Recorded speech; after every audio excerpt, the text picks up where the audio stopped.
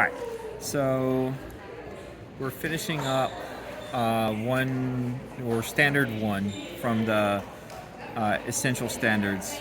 I'm doing this during the reteach dismissal, so you're going to hear some background noise. But one of the things we talked about was sexual reproduction versus asexual reproduction. Remember the prefix A means without, so asexual reproduction is reproduction that does not mix up the genes or the DNA. Sexual reproduction, there is a mixing of genetic material.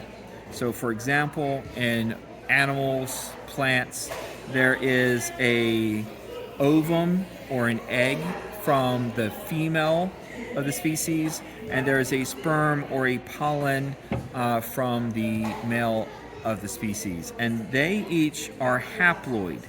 That means they have half of the chromosomes of the parent cell, and they combine and they form a fertilized egg or a zygote.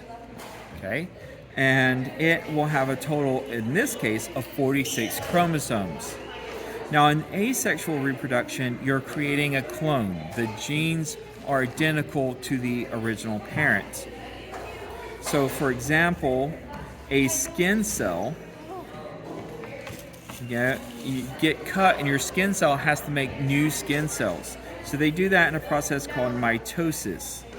And so you start with a cell that is diploid, and you end up with two cells that are both diploid. Okay? That means they have two copies of each chromosome.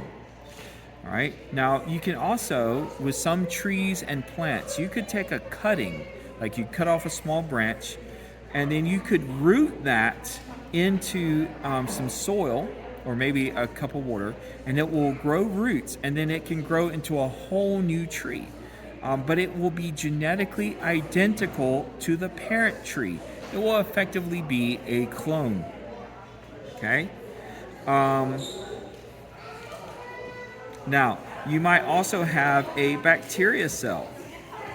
And that bacteria cell goes through a process called binary fusion. Okay? And as it goes through binary fusion, what it's going to do is it's going to split into two cells that are identical, genetically speaking, to the original parent cell.